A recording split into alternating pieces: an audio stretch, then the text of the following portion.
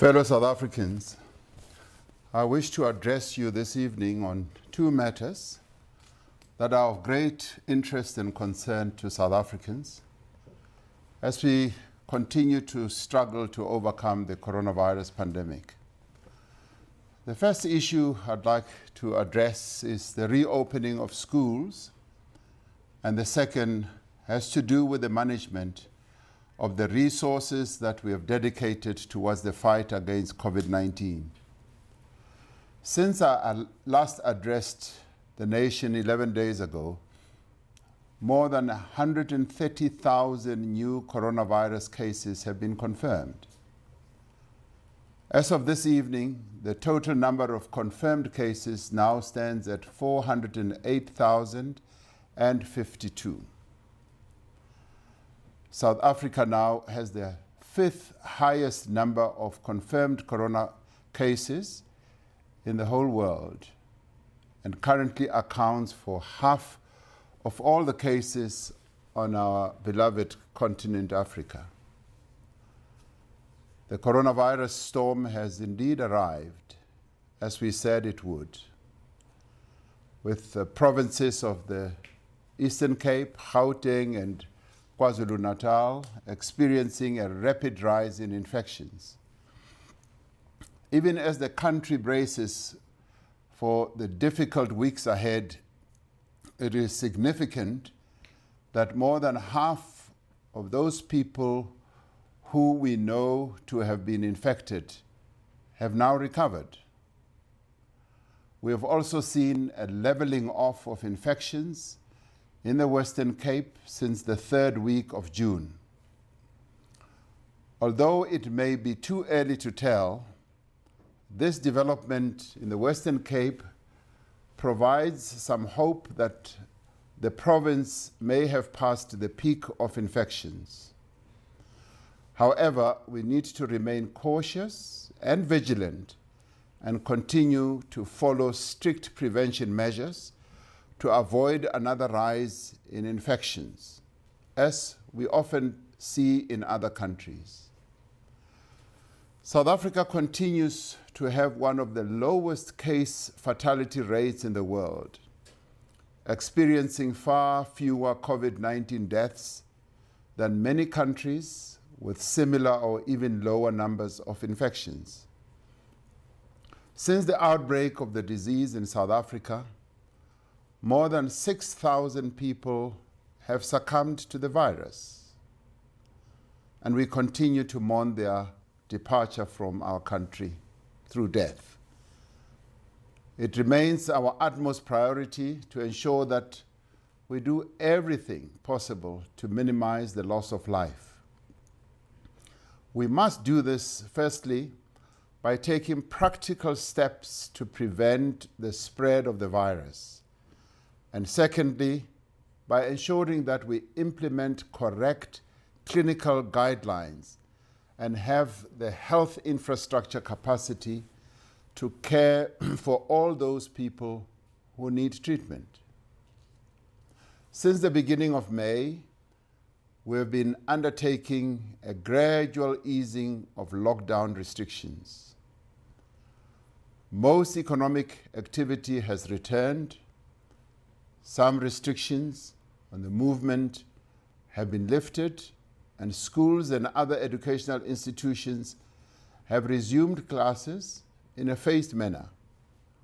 In approaching the opening of schools, we have always said that the health as well as the well-being of learners and educators is critical. We have also said that it is vital that the development and progress of learners should not be impeded.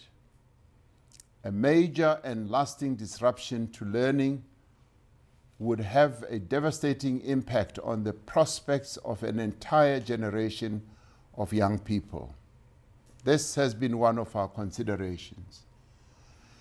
It was in balancing these imperatives that we adopted a cautious and phased return to schooling, beginning on the 8th of June with the return to school of learners in grades 7 and 12.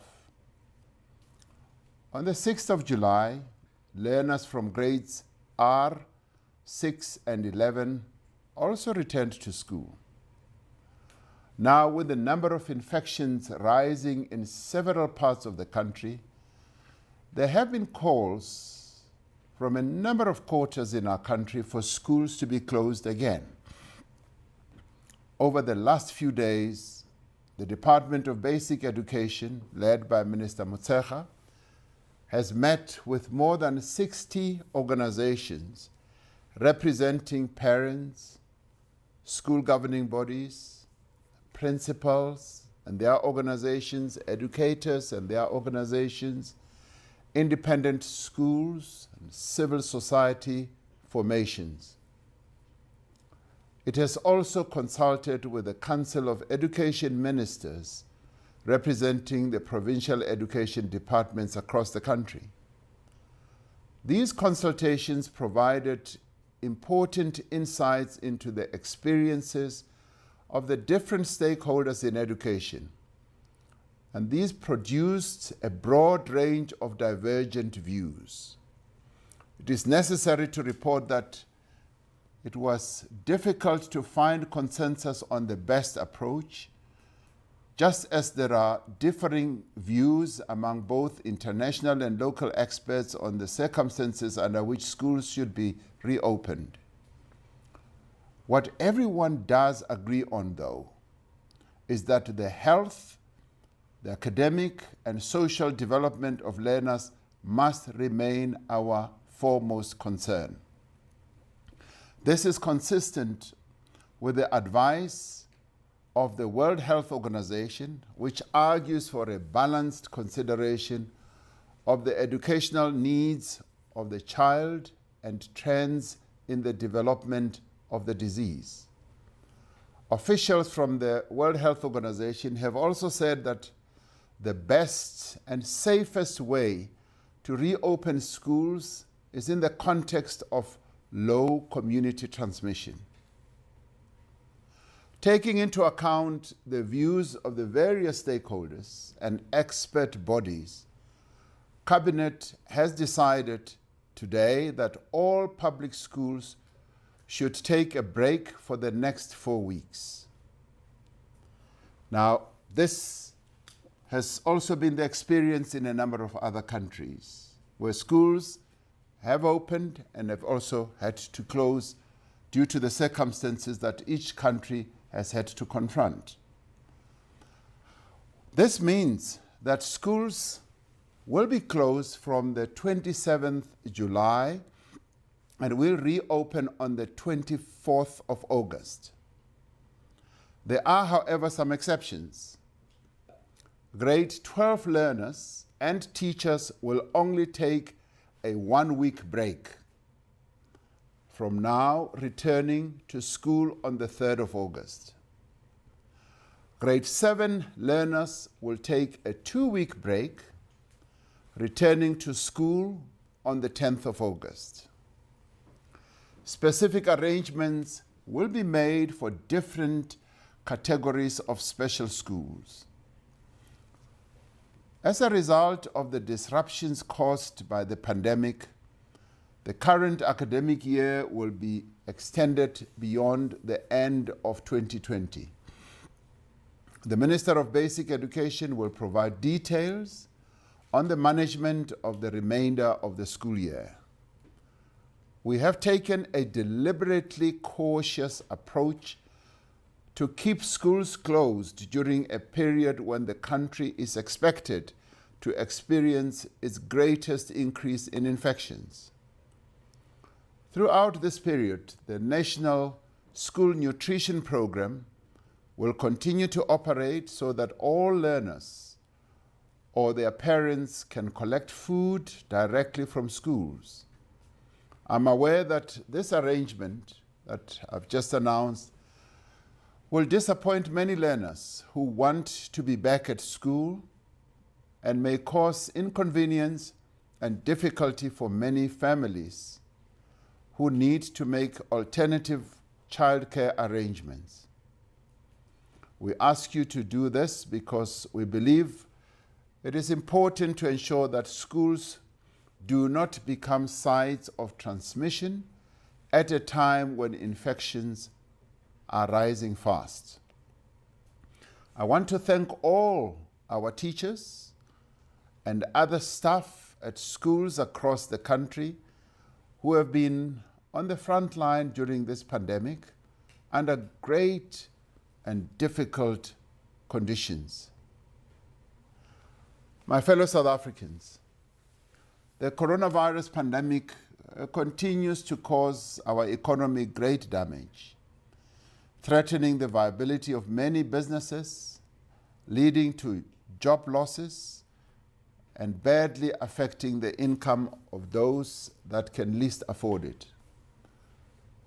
That is why in April we announced a historic 500 billion rand social relief and economic support package to direct resources towards our coronavirus response and assist businesses, workers, the unemployed, and households. The resources for this package came from the reprioritization of funds within the budget and through the mobilization of loans from funders. And this has been impacted by our very difficult fiscal position. These funders that we have had to source funding from include multilateral development banks who have heeded the call to support their member countries during this crisis, and this has been the case in many other countries around the world. We have received approvals for funding from the African Development Bank and the New Development Bank, and are in discussion with the International Monetary Fund. The 500 billion rand package that we announced has several parts and components and focuses on giving the greatest assistance to those in greatest need. Firstly, it redirects resources to fund the health response to coronavirus. This includes additional expenditure on personal protective equipment, community screening, increased testing capacity, additional beds in field hospitals, ventilators, medicine, and staffing. Secondly, it provides direct support to households and individuals for the relief of hunger and social distress. By the end of this month, an additional 15 billion rand will have been paid out to social grant recipients. Over 4.4 million people have now received the special COVID grant, which assists those who are unemployed and do not receive any form of support. So far, an amount of 2.2 billion has been paid out to these recipients. There were delays in paying this amount, which led to a lot of frustration across the country. But future payments will be made more quickly now that the necessary systems are now in place. As we announced, this grant will continue to be paid over the full 6-month period. This special COVID-19 assistance, which is the 350 rand, has provided essential support to most vulnerable people in our country. Thirdly, the package provides the assistance to companies in distress and seeks to protect jobs by supporting workers' wages.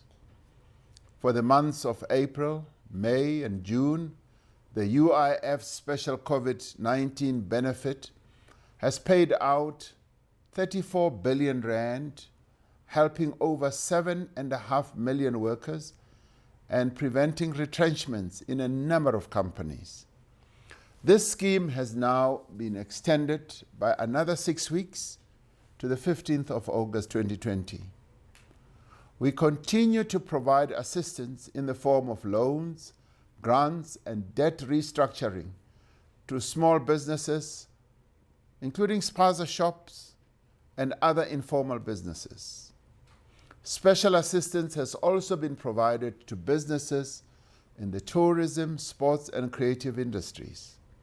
To date, a total of 1.5 billion in support has been provided to all these businesses.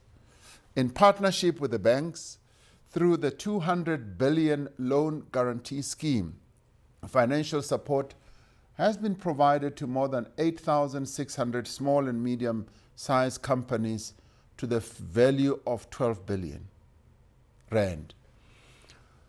The rules of the scheme have been adjusted to expand the eligibility criteria and increase uptake, making it a lot easier for businesses to access finance during this period. I am therefore confident that we will be seeing more companies making use of this facility going forward now that the rules have been adjusted. Over 70 billion rand in tax relief has also been provided to companies. I mention all these figures because they clearly illustrate that the various parts of the social and economic relief package are being implemented and that the much needed support is reaching its recipients. This is making a real difference in the lives of millions of people in our country, and it is providing vital support to thousands of companies in these very, very difficult times that we are going through. But what concerns me and what concerns all South Africans are those instances where funds are stolen, where they are misused, where goods that we have to procure are overpriced, where food parcels are diverted from needy households, where there is corruption and mismanagement of public funds.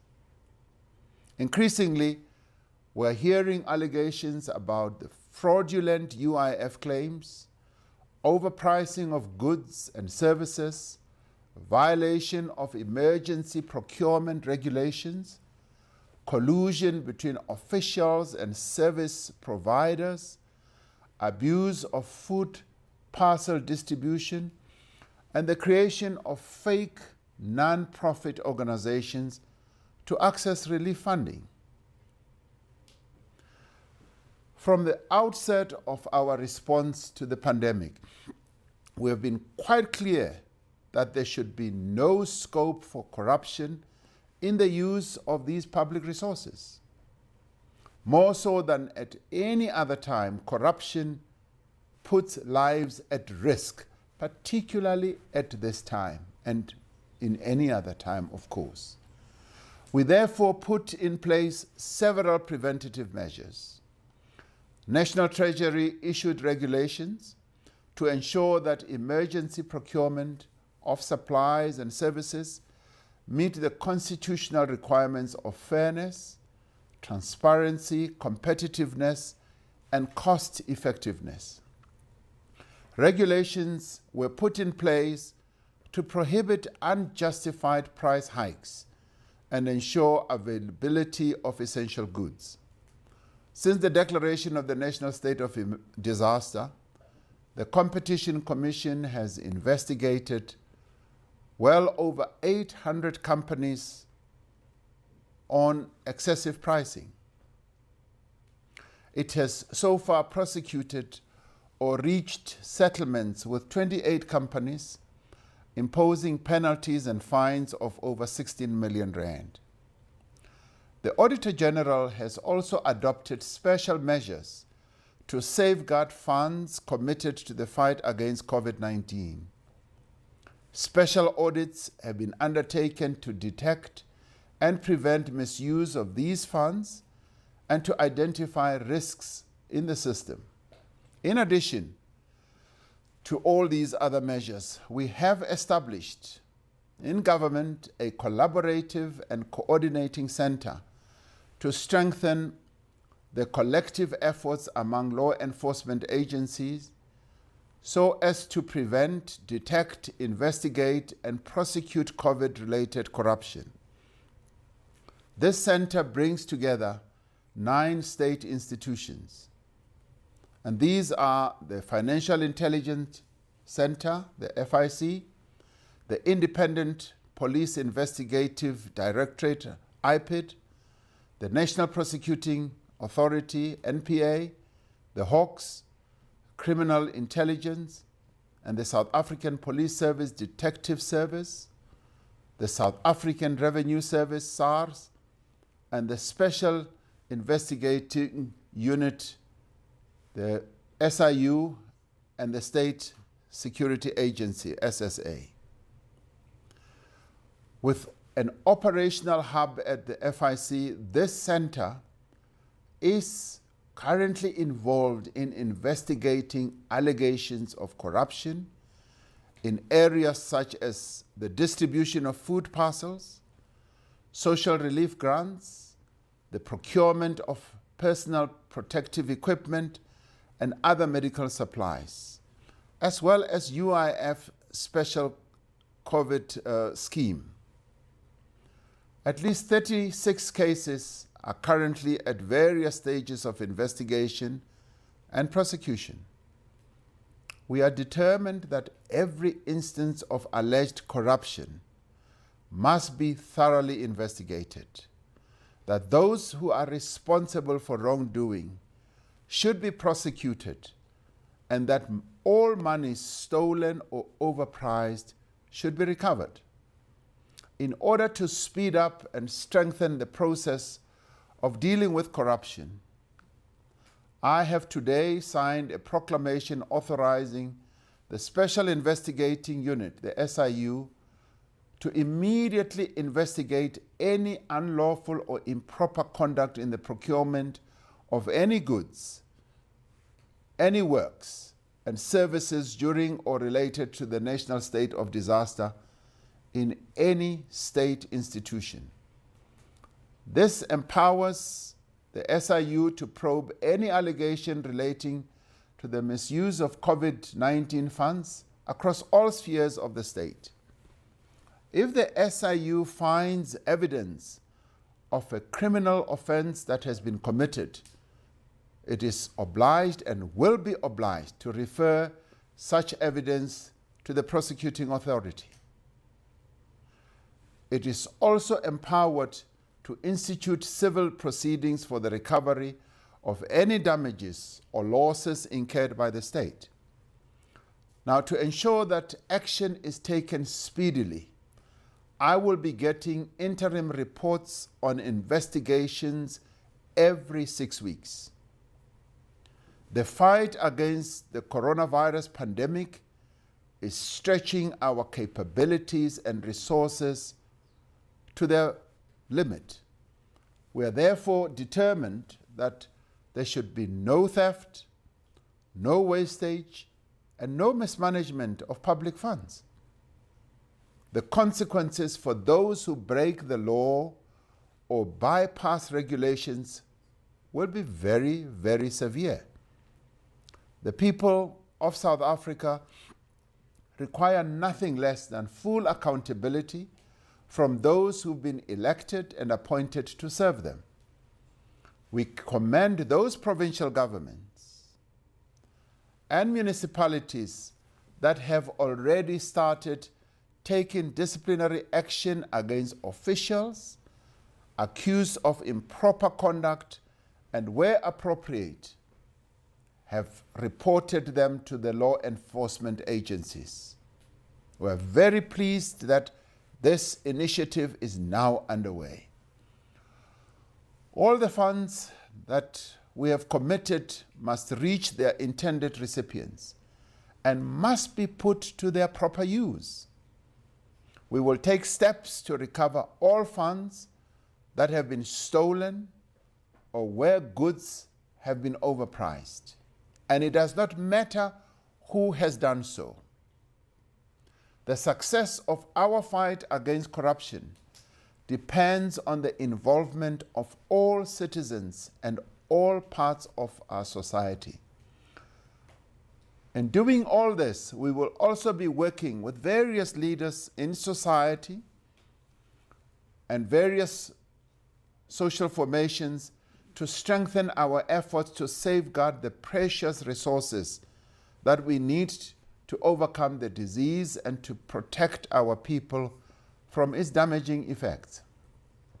As all South Africans work together to limit transmission and prepare for the peak of infections throughout the country, we are also looking towards the extraordinary measures that will be needed to rebuild our economy. We cannot wait until COVID-19 threat has passed, because the virus will continue to be part of our lives for some time to come. We need to work now on a social compact for economic recovery, growth, and transformation. As government, we are engaging with all social partners on a common economic recovery program that uses every means at our disposal to unlock growth and to create employment and to protect the jobs that we now have.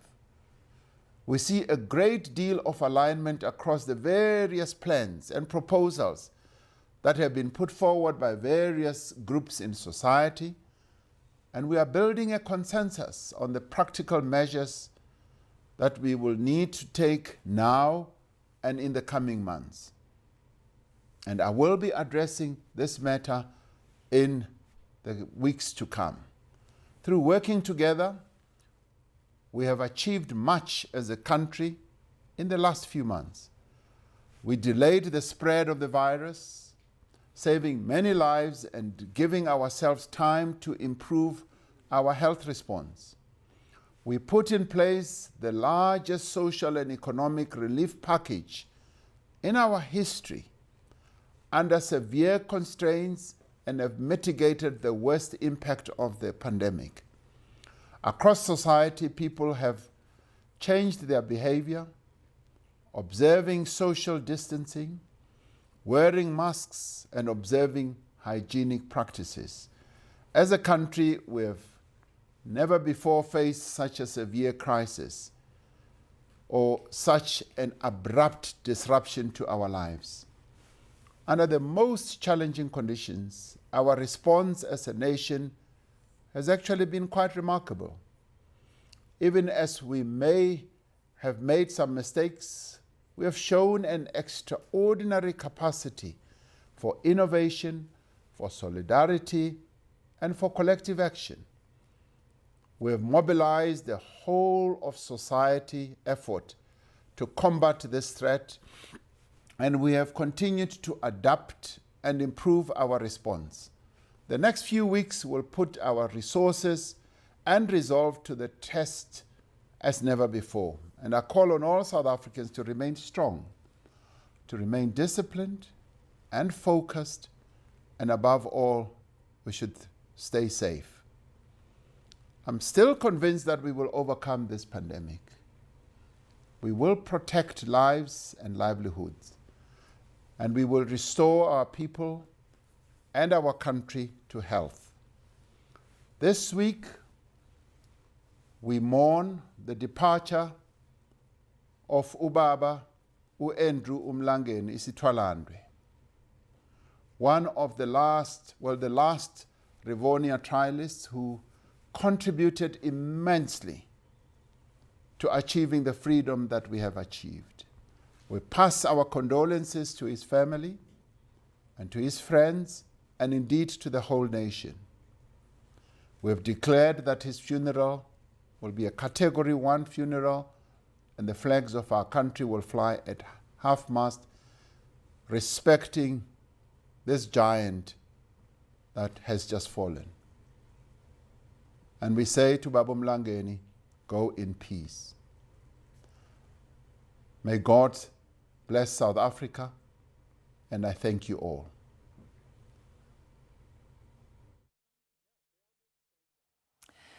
All right, President Cyril Ramaphosa paying his respects to the family of Andrew Mlangeni, and earlier the big announcement about schools. A lot of speculation that this address would be about schools, following the calls of several unions. He addressed those calls to reclose schools. So from the 27th of July to the 24th of August, public schools, he said, will be closed. There are exceptions. Grade 12 learners are coming back on the 3rd of August, grade 7 on the 10th of August. Let's get some immediate reaction now. I'm joined by SADTU General Secretary Mogoena Maluleke.